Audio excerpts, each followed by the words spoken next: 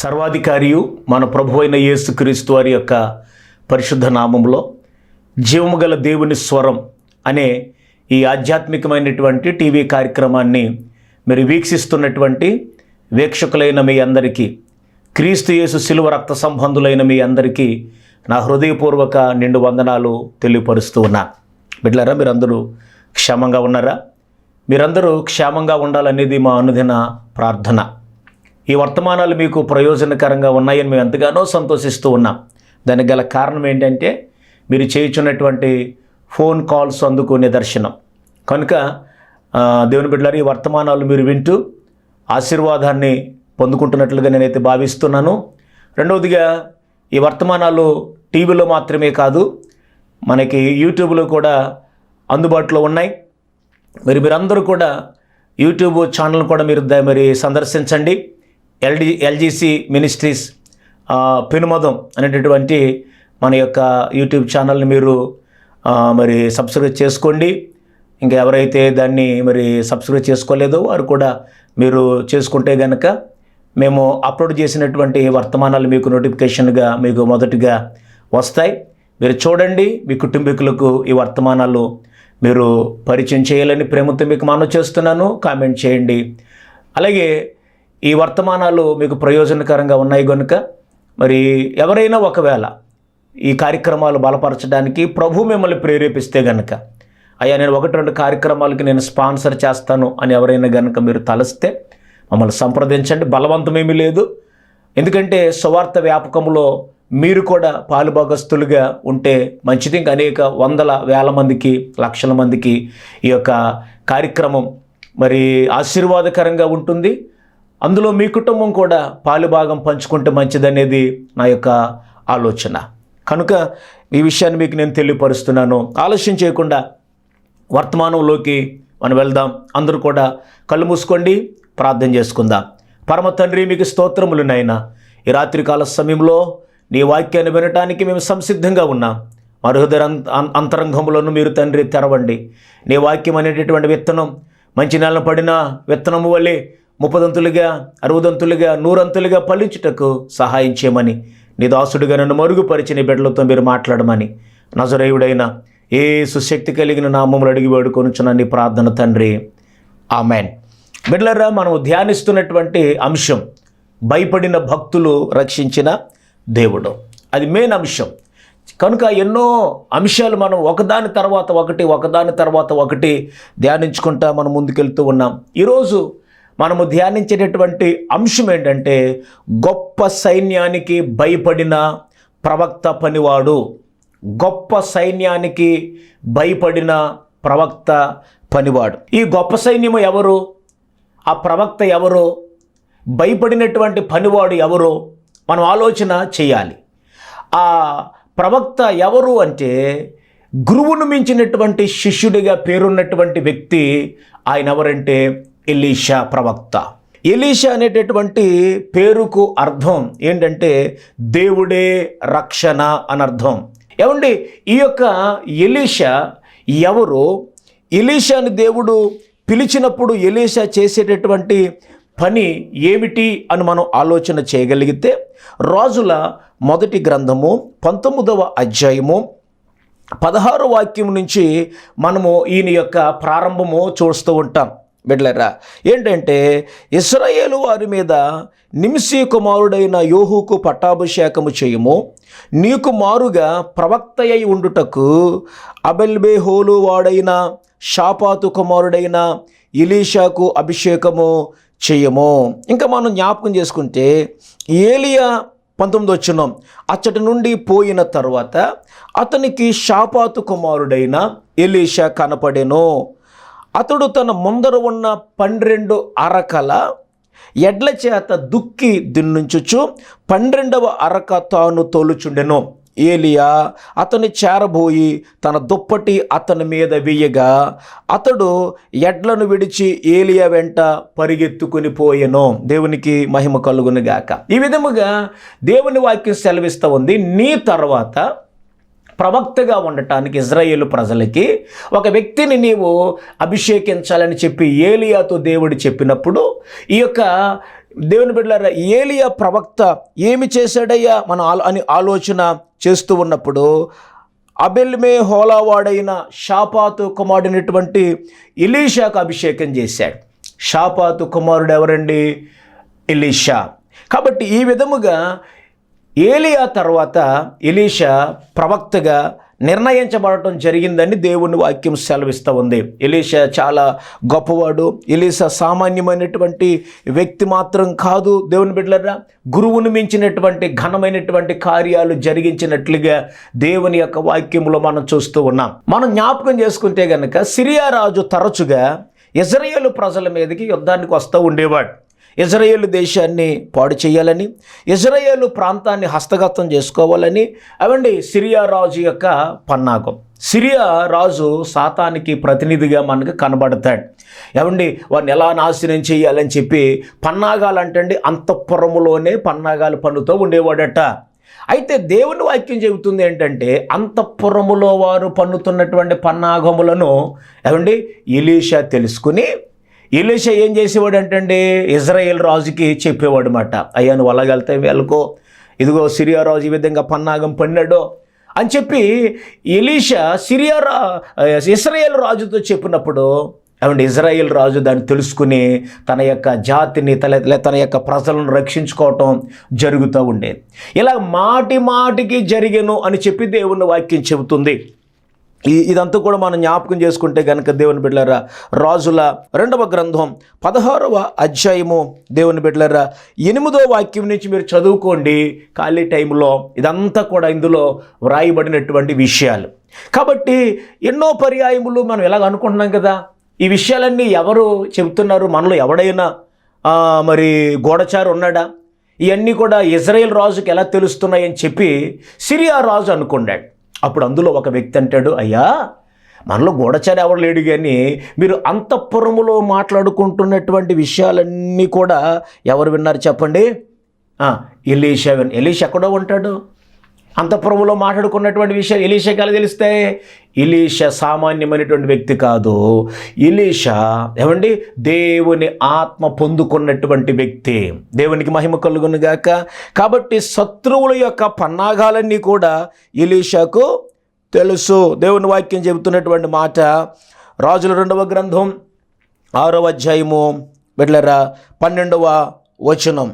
అతని సేవకులలో ఒకడు, రాజువైన నా ఏలినవాడా, ఇజ్రాయేలు రాజు పక్షముగా ఎవరు లేరు గాని ఇజ్రాయేలులో ఉన్న ప్రవక్తయగు ఎలీషా మీ అంతఃపురమందు మీరు అనుకునిన మాటలు ఇజ్రాయేలు రాజునకు తెలియచేసెను.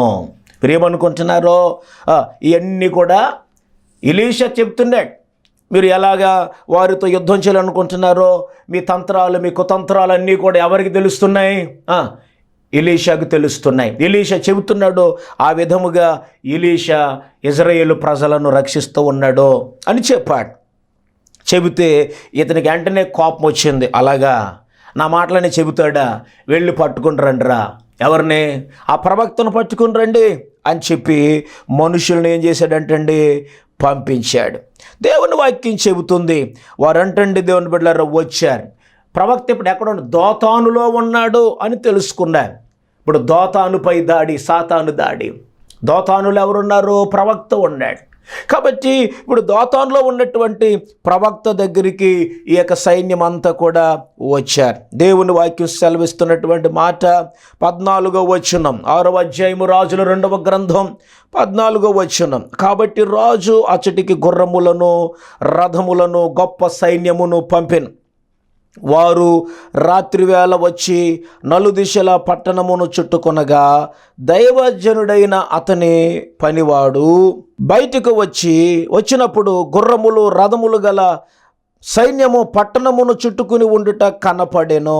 దేవునికి స్తోత్రం. అంతటా అతని పనివాడు, అయ్యో నా ఏలినవాడా, మనం ఏమి చేతుము అని ఆ దైవజనునితో అనెను. తర్వాత మనం జ్ఞాపకం చేసుకుంటే, అతడు భయపడవద్దు, మన పక్షముగా ఉన్నవారు వారి కంటే అధికులై ఉన్నారని చెప్పిన ఎవరు? ఎలీషా చెబుతున్నారు. ఎవరితో?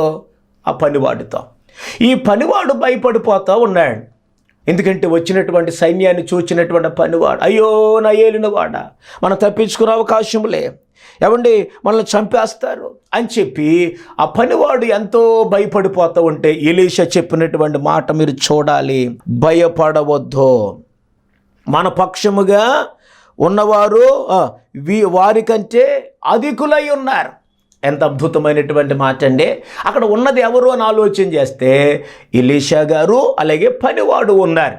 కానీ ఎలీషా చెప్పిన మాట ఏంటి చెప్పిన, భయపడొద్దు, వీరికంటే మన పక్షముగా ఉన్నవారు అధికులు, ఎక్కువ మంది. ఒకవేళ అనుకోండి బిడ్డలారా, ఈ వాక్యాన్ని వీక్షిస్తున్న బిడ్డలారా, వారు వచ్చినటువంటి వారు ఒక 50 మందో లేకపోతే ఒక 100 మందో వచ్చారు గుర్రాల మీద.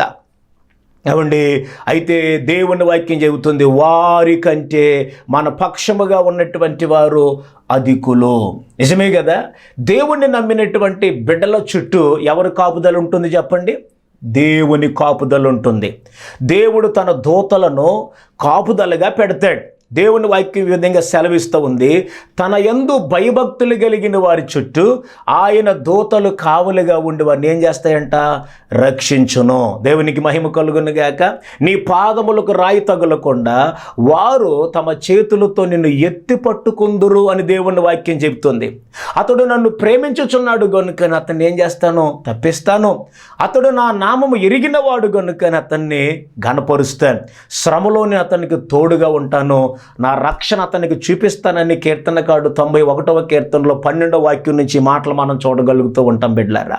కాబట్టి రాత్రి దైవసేవకుడిగా నేను మీకు ప్రేమతో చెప్పేటటువంటి మాటలు ఏంటంటే, మనం మనుషులను చూసి భయపడుతూ ఉంటాం, మనకంటే బలవంతులను చూసి భయపడుతూ ఉంటాం, అధికారులు చూసి భయపడుతూ ఉంటాం. వారు ఏం చేస్తారో ఏమండి, నిజమే, వారి బలము మనుష్య బలము, మన బలము దైవికమైనటువంటి బలం. Praise the lord.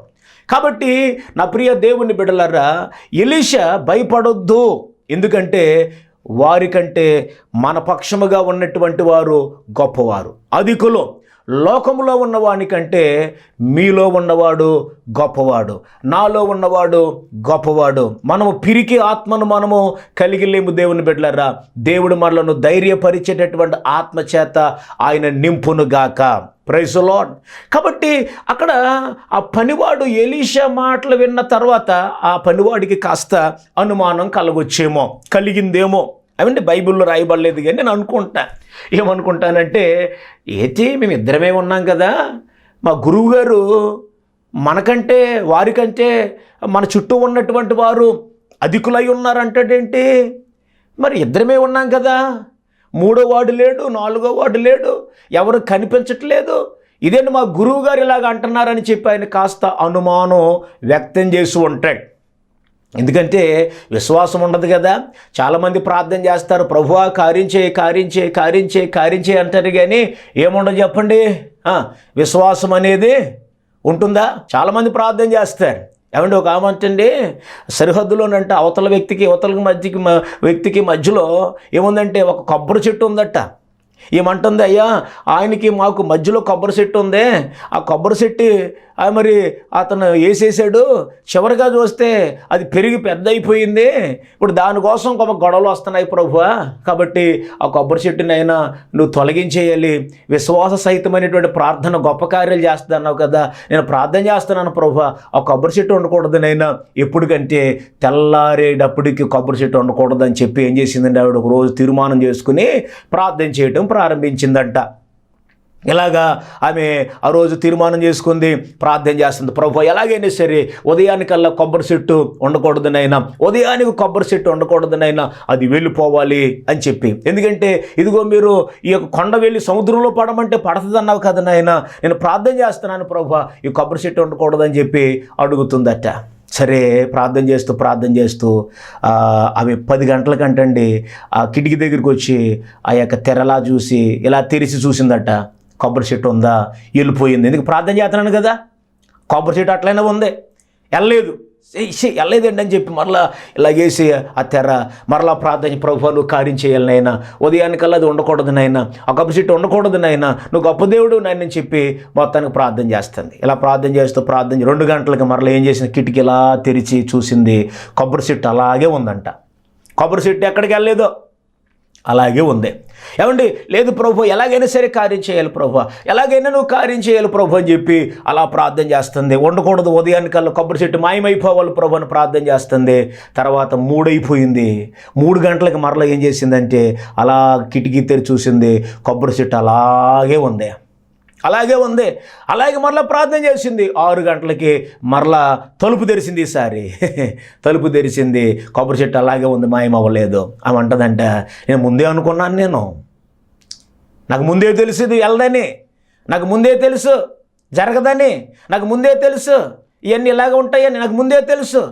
కొన్నిసార్లు మనం ముందే అనుకుంటాం అన్నమాట. ముందే అనుకుంటాం జరుగుతుంది ఏంటి, మనం ప్రార్థన చేస్తాం కానీ జరుగుతుంది ఏంటి అడుగుతాం కానీ దేవుడు చేస్తాడేంటి, ఆయనకి అన్నీ చేస్తాడేంటి అని చెప్పి మనమే కొన్నిసార్లు చెప్పండి ముందు అనేసుకుంటా. కొన్నిసార్లు కొంతమంది అంటే నేను చూస్తుంటాను, స్త్రీలు మా ఆయన గారండి మారతాడేంటండి భర్తనే మారతాడేంటండి. ఇంకా గొప్ప విషయం ఏంటంటే నువ్వు గోతులోకి వెళ్ళే వరకు మారవు అంటారు కొంతమంది. గోతులోకి వెళ్ళిన తర్వాత ఇంకేం మారతాడండి? ఏమండే ప్రియదేవుని బిడ్డలారు గమనించాలి. మారతాడేంటండి అంటే నువ్వు అనుకుంటే, ఏమండి అనుకుని ఏమని ప్రార్థన చేయగలవు? విశ్వాసముతో అడగాలి తప్ప ముందే నువ్వు అనేసుకుంటే ఏం కార్యాలు జరుగుతాయి బిడ్డలరా? కాబట్టి ఈ రాత్రి దేవుడు నీతో మాట్లాడుతున్న మాటని చెప్పన, మనం ఆరాధిస్తున్నటువంటి దేవుడు ఆయన నిన్ను నన్ను కూడా కాపాడడానికి ఆయన సమర్థుడై ఉన్నాడు. దేవునికి మహిమ కలుగును గాక. కాబట్టి ఆ వ్యక్తి కాస్త అనుమానంతో ఉండొచ్చు. అప్పుడు ఎలీషా చేసినటువంటి ప్రార్థన ఏంటో చెప్పన, 17వ వచనం, రాజుల 2వ గ్రంథం 6వ అధ్యాయం 17వ వచనం.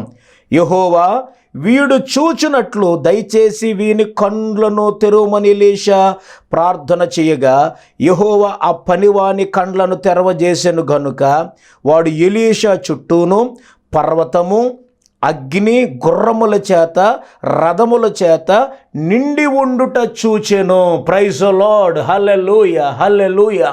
దేవుని యొక్క శత్రు దుర్భేద్యమైనటువంటి కాపుదల, దేవుని యొక్క అనంతమైనటువంటి శక్తి తన యొక్క సేవకుల చుట్టూ, తన బిడ్డల చుట్టూ ఆలముకుని ఉంది. దేవునికి స్తోత్రం. మనం ఈ లోకంలో ఒంటరి వారం కాదండి. ఈ లోకంలో మనము ఒంటరిగా లేము. దేవుడు నీ పక్షముగా, నా పక్షముగా, నాకు నీకు తోడుగా ఉన్నటువంటి దేవుడై ఉన్నాడు. దేవునికి స్తోత్రం. ఏమండి 10,000 మంది నా మీద దండెత్తి వచ్చినను నేను భయపడతానా? ఎందుకు భయపడను? దేవుడే నాకు దిక్కై ఉన్నాడు, దేవుడే నాకు బలమై ఉన్నాడు. గాఢాంధకారపు లోయలో నేను సంచరించినను ఏ అపాయమునకు నేను భయపడను. ఎందుకు? ఏమండి నీవే నా కాపరి, యెహోవా నా కాపరి. నీ దుడ్డు కర్ర, నీ దండము నన్ను ఏం చేస్తుందంట? ఆదరిస్తుంది, నన్ను కాపాడుతుంది. ఏమండి కొండలతోటి నా కళ్ళు తెచ్చున్నాను, నాకు సహాయం ఎక్కడి వచ్చును? యెహోవా నాకు సహాయము కలుగును. ఆయన భూమిని ఆకాశమును సృజించినటువంటి దేవుడు. నీ యొక్క పాదము తొట్టిల్లకుండా నిన్ను కాపాడుతాడు. ఆయన నీ ప్రాణమును కాపాడుతాడు. ఏమండి ఎన్ని ప్రమాదాలు జరగాలి చెప్పండి. ఈ వాక్యం వింటున్న దేవుని బిడ్డలారా, నీ జీవితంలో ఎన్ని ప్రమాదాలు జరగాలి? బండి మీద వెళ్ళావు, ఇంటికి క్షేమంగా వచ్చావంటే నేను జాగ్రత్తగా తోలానండి పాస్టర్ గారు, అందుకనే నేను క్షేమంగా వచ్చాను అనుకుంటున్నావా? ఎన్ని ప్రమాదాలు జరుగుతున్నాయండి, ఎన్ని ప్రమాదాలు నా కళ్ళ ముందు నేను వెళ్తుంటే ఎన్ని ప్రమాదాలు జరగటం నేను కళ్ళారో చూశానో చెప్పలేను. ఒక మారు నేను చూశానండి, నేను చాలా స్లోగా వెళ్తున్నాను బండి మీద. అవతల నుంచి ఒక బండి, 2 యవనస్తులు వారు వస్తున్నారు. ఈ లోపల నేను ఇలా వెళ్తున్నాను కదండి, వాళ్ళు అలాగ వస్తున్నారు, నాకు ఎదురుగుండా వస్తున్నారు. ఈ లోపల ఈ పక్క నుంచి ఓ పాప రోడ్డు దాటుతుంది. వాళ్ళు వస్తున్న బండిని చూడలేదు, ఈ పాపను గుద్దేస్తామేమని చెప్పి వాళ్ళు కంగారుగా ఆ బండి తిప్పితే ఇలాగే నాకు ముందు నుంచి ఇంకొక బండి వెళ్ళిపోయింది, వాళ్ళని కొట్టేశారు. స్లోగానే చిన్న రోడ్లోనే కొట్టేశారు. అవతల నుంచి వస్తున్న వ్యక్తి పడిపోయి రోడ్డు తగిలండి, ఈ డెప్పలు ఎగిసిపోయిందండి, ఈ బుర్ర ఏమండి ఇది లెగిసిపోయింది పైకి. అప్పుడు కూడా చచ్చిపోయాడు. మతిపోయింది నాకండి. దేవా నువ్వెంత కృపగలిగిన దేవుడు నాయన. నేను స్పీడ్ వెళ్తే కనుక ఎంత ప్రమాదం జరుగుండేది.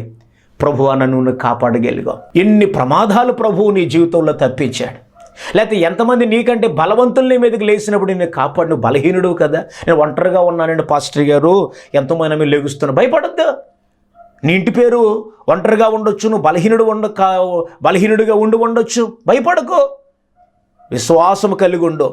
ఏమండి, నీతిమంతుడికి కలుగు ఆపదలు అనేకం, కానీ వాటన్నిటి నుండి తప్పించేవాడు ఎవరంట? యెహోవాయే, దేవుడే. కాబట్టి లేఖనం ద్వారా మిమ్మల్ని బలపరుస్తున్నాను. ఏమండి, ఇజ్రాయేలును కాపాడువాడు కునుకడు, నిద్రపోడు, యెహోవాయే నిన్ను కాపాడువాడు. కాబట్టి వాడు కన్నులేమైనాయి, పనివాడు కన్నులేమైనాయి, చెప్పండి, మూయబడ్డాయి. ప్రభువా, వీడు చూచినట్లు వీడు కన్నులను తెరవము. ఎప్పుడైతే వాడి మనోనేత్రం వెలిగించబడిందో, ఎప్పుడైతే ఆ పనివాడి యొక్క మనోనేత్రం తెరవబడిందో, అవండి ఎలీషా చుట్టూ అబ్బబ్బబ్బబ్బా ఎంత కాపుదల ఉందో చెప్పలేనండి. అవండి ఎలీషా చుట్టూ ఏం తిరుగుతున్నాయంటే దేని పిల్లలు, అగ్ని, గుర్రములు, పర్వతములు తిరుగుతున్నాయి, నిండిపోయినాయట. గుర్రాలు తిరుగుతున్నాయి, అగ్ని రథాలు తిరుగుతున్నాయంట. అంటే ఇప్పుడు ఎలీషాను ముట్టుకోవాలి అంటే వేటిని దాటి రావాలి చెప్పండి? దేవుని శక్తిని దాటి ఎలీషా మీద చెయ్యి వేయాలి. దేవునికి స్తోత్రం. మిమ్మల్ని ముట్టినవాడు నా కంటి గుడ్డును ముట్టినట్లని దేవుడు చెబుతూ ఉన్నాడు. నా ప్రియ సహోదరి సహోదరులారా, నా దేవుడు నీకు రక్షణగా నిలుస్తున్నాడు. నా దేవుడు నీకు కాపుదలగా నిలుస్తున్నాడు. నా దేవుడు నిన్ను బలపరచడానికి ఇష్టపడుతున్నాడు. ఏమండి, కనుక లేఖనం ద్వారా మీకు జ్ఞాపకం చేస్తున్నాను, గొప్ప సైన్యం, ఏమండి 10,000 మంది దండెత్తి నా మీదకి వచ్చిన నేను భయపడను.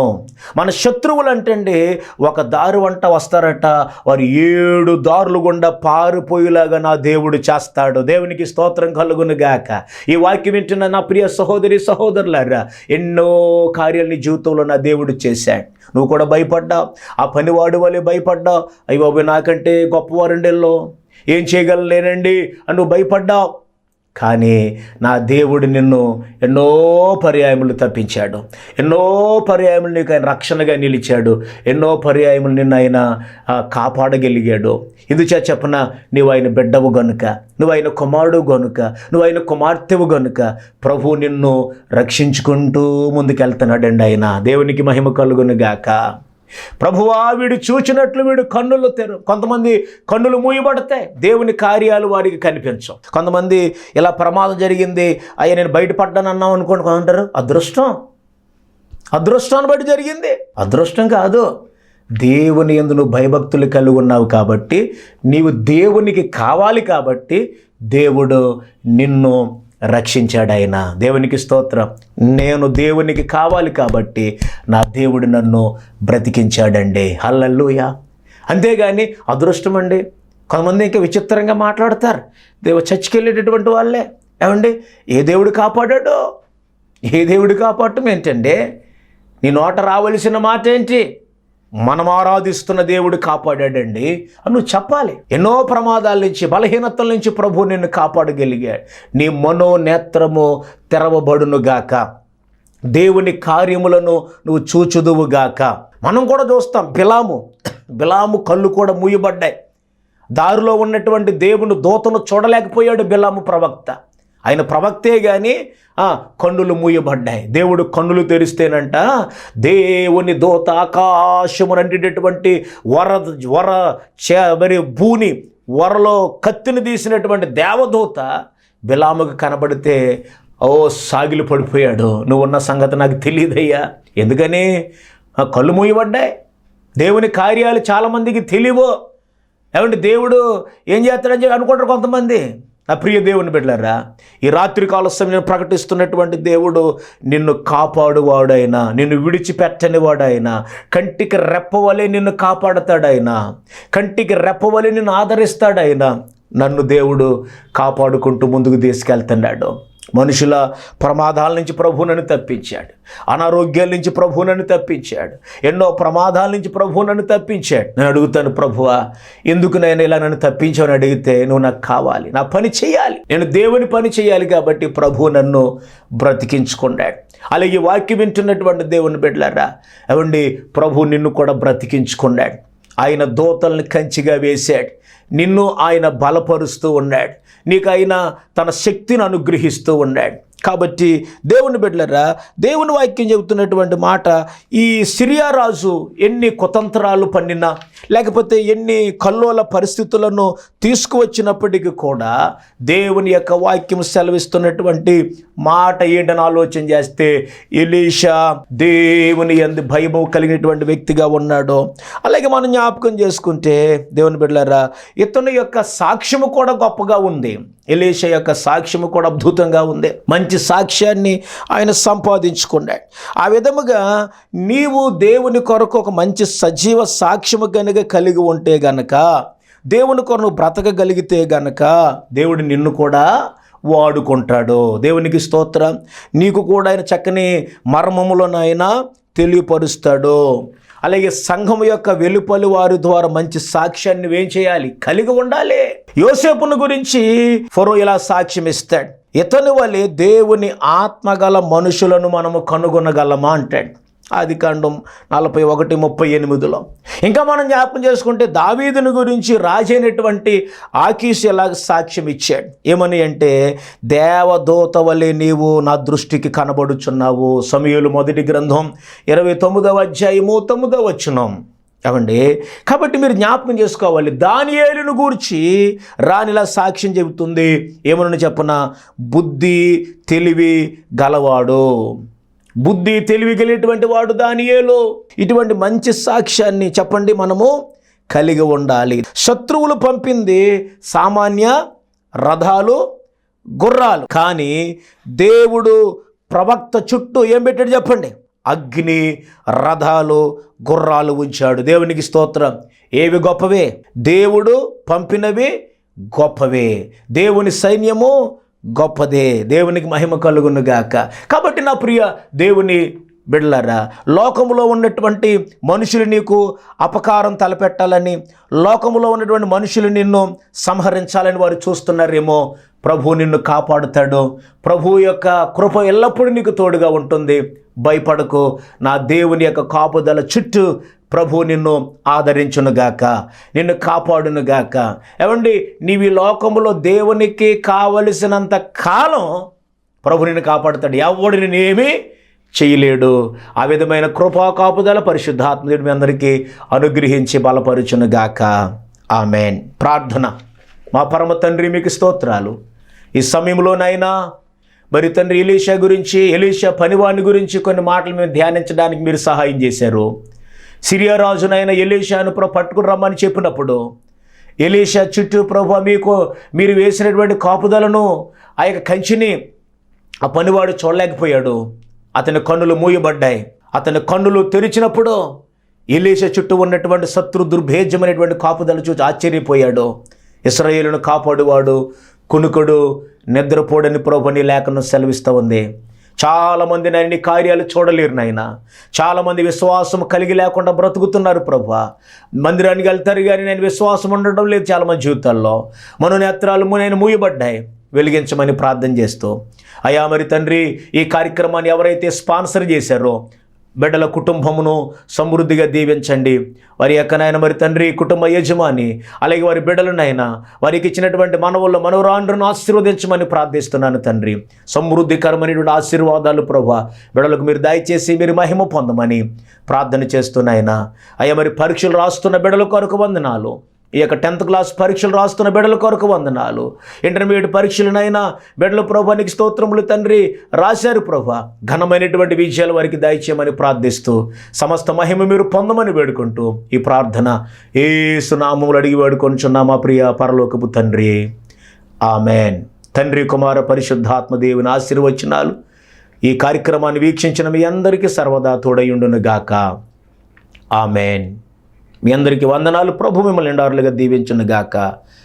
ఆమేన్. ఇంతవరకు మీరు వీక్షించిన ఈ కార్యక్రమం మీకు ఆశీర్వాదకరంగా ఉందని భావిస్తే మీ ప్రార్థన అవసరతల కొరకు మరియు కార్యక్రమాన్ని స్పాన్సర్ చేయుట కొరకు మమ్మల్ని సంప్రదించవలసిన మా ఫోన్ నెంబర్ 9949492464. మీ అందరికీ నా వందనాలు. దేవుడు మీ కుటుంబంలో దీవించి ఆశీర్వదించును గాక. ఆమేన్.